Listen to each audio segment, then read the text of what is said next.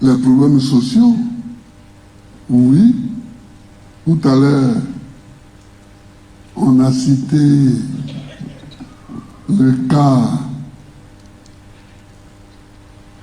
des étudiants que j'avais soulevé, et Dieu merci, le gouvernement m'avait entendu.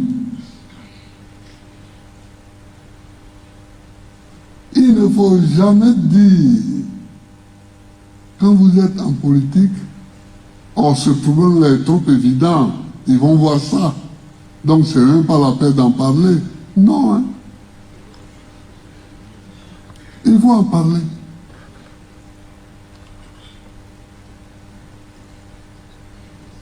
Parce que les problèmes les plus évidents, c'est eux-mêmes qu'on ne voit pas. C'est eux-mêmes que les autres ne voient pas. Ou bien, c'est eux-mêmes que les autres font semblant de ne pas voir. Donc, si vous voyez un problème, parlez-en. Soulevez-le.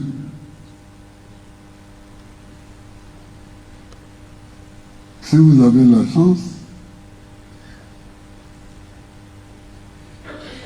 ils feront chorus avec vous.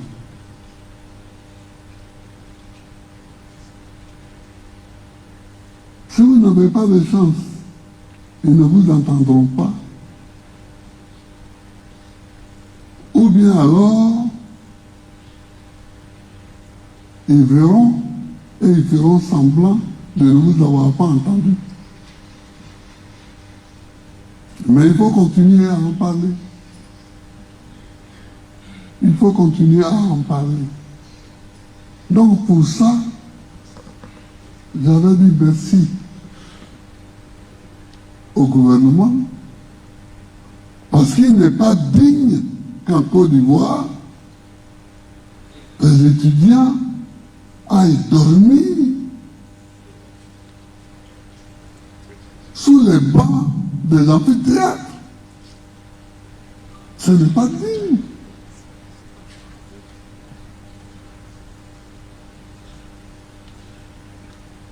Ce n'est pas digne. Pour cette université-là, non, on ne pouvait pas se taire.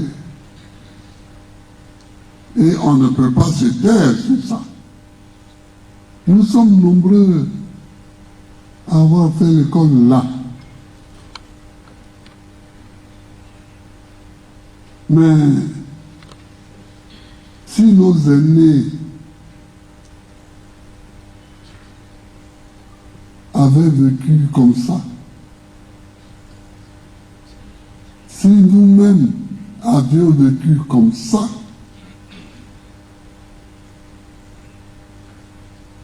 il y a plein de cadres qui n'auraient pas été formés.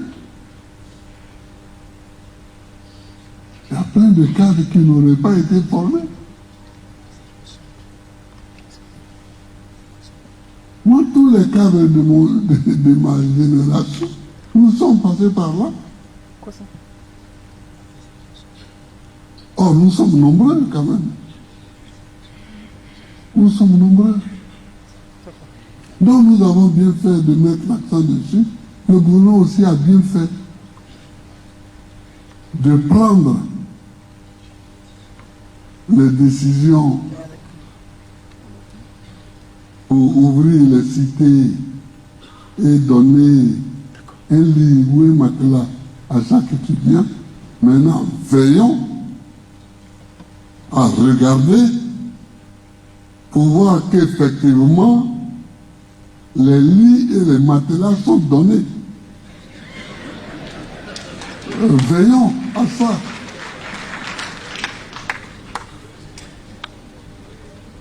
Moi, j'ai peut-être une réaction de père, mais mon fils Michel, qui est aujourd'hui député, vous voyez où on peut aller.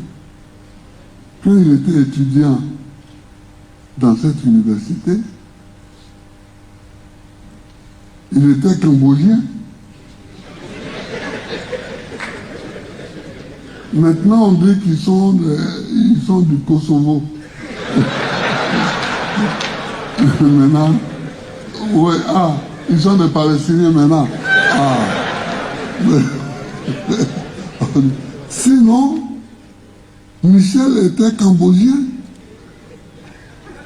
C'est-à-dire que, bon, il s'est débrouillé avec ses copains. Et le soir, il allait dormir dans la chambre de quelqu'un. Ils étaient 3, 4 ou 5.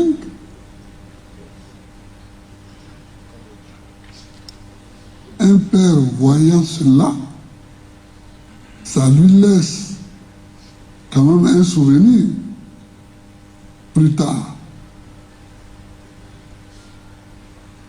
Surtout quand il est devenu chef d'État, bon, ça lui laisse un souvenir. Donc, c'est peut-être pour ça que sur ces questions-là, et puis nous autres, on n'a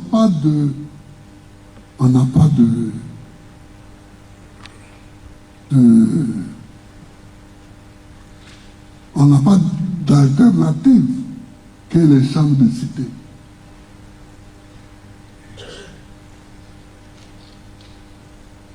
Il y en a. On avait des amis dont les pères étaient assez conçus pour avoir des appartements à Cocody. Donc, au lieu d'avoir une chambre en cité, on leur louait des appartements. Et puis bon, ils venaient pour rejoindre.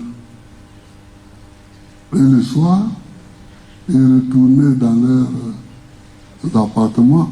Mais nous, si on n'avait pas de chambre en cité, on allait faire quoi? On allait où? On allait aller où? Dormir où? Étudier où? Donc il y a tout ça qui fait que je suis très sensible à ces questions-là. Parce qu'il y a encore beaucoup d'enfants de pauvres et de très pauvres qui seront perdus pour les études si ils n'ont pas de chambre en cité universitaire.